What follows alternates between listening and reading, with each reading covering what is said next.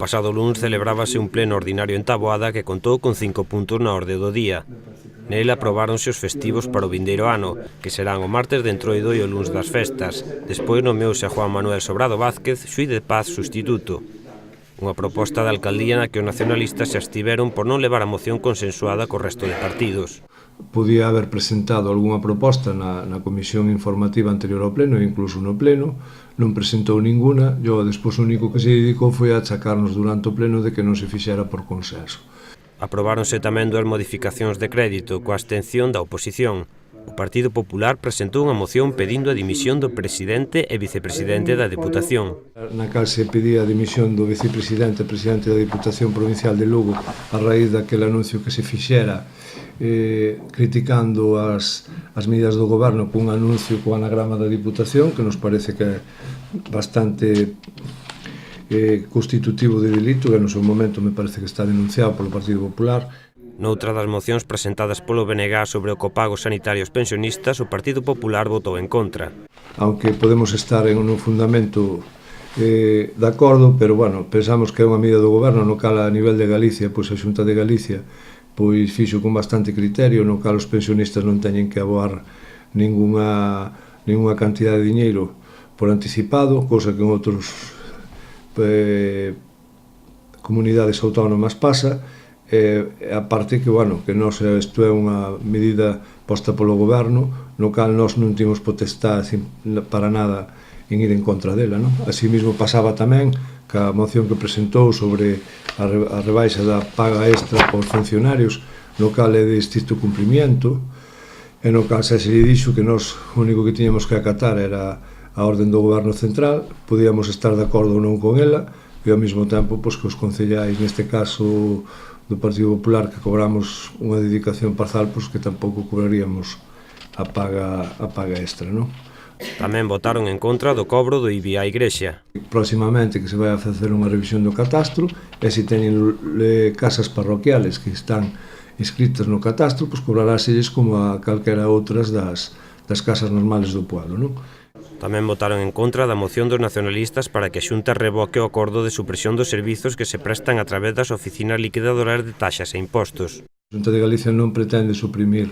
as taxas no rexistro de propiedade, senón pois, está chegando a un convenio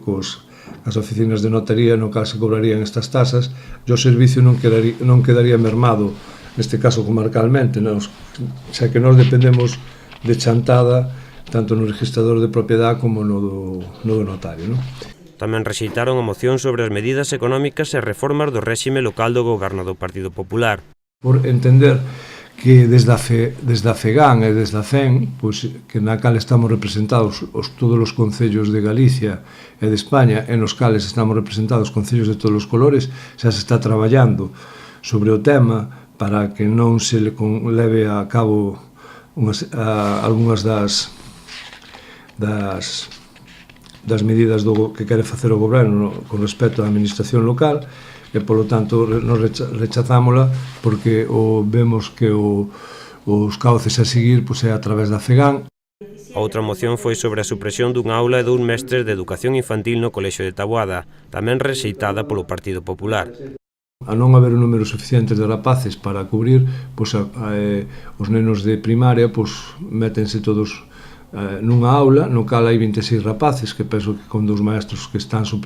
suficientemente atendidos, así como non van a perder calidade de enseñanza, e hai que tamén ser un poquinho razonables, que non é unha pérdida de servicios, como ben dicía il, senón que é unha forma de racionalizar un pouco o gasto, non? Que se haber un número de rapaces insuficiente, pois que, bueno, que tamén supón un gasto, e aparte, un dos motivos que nós lle reprochamos a él, pois que o Concello simplemente en educación e no colegio non timos potestad ninguna, salvo timos un representante que é un representante da corporación, no cal xa expresou a súa queixa no seu momento, e son outros organismos os que teñen que delimitar estas cuestións. O alcalde tamén contestou a 6 preguntas dos nacionalistas. Sobre o procedimento de licitación das cafeterías da piscina municipal da Casa Cultura, explicouselle como fora a selección, estuvo exposta no tablón de anuncios, tanto os criterios de selección como todo, sobre a situación das instalacións municipais do albergue e restaurante Morullo. Xa explicouse que fai aproximadamente un mes, non exactamente, que a empresa anterior xa deixou o albergue, que estamos neste momento xa a Secretaría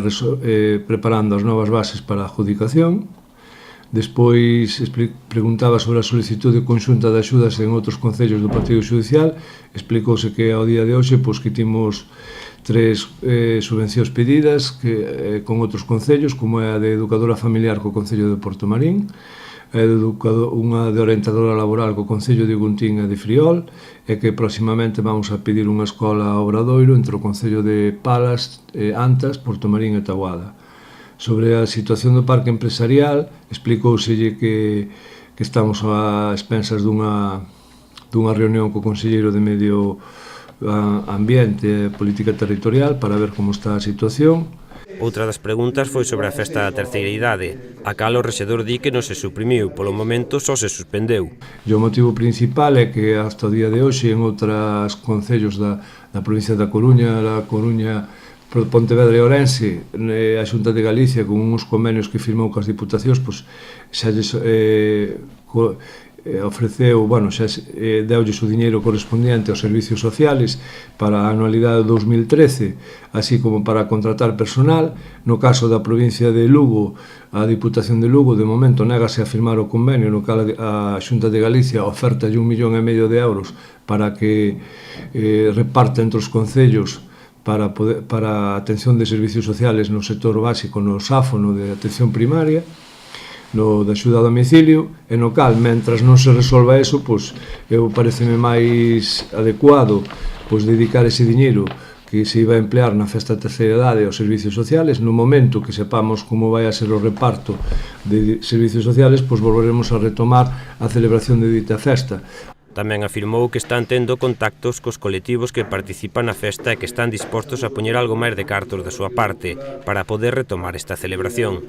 E por último tamén respondeu a pregunta dos nacionalistas sobre a política de contratación do Concello. Que normalmente a parte da xente que se contrata polo Concello son os planes de cooperación, e é o mesmo tema do anterior, porque hasta o día de hoxe non se resolveu porque iba incluído no convenio que firmaron ca Diputación, e de momento o único personal que está contratando é o necesario para servicios sociales e para sustituir algunhas vacacións e nada máis.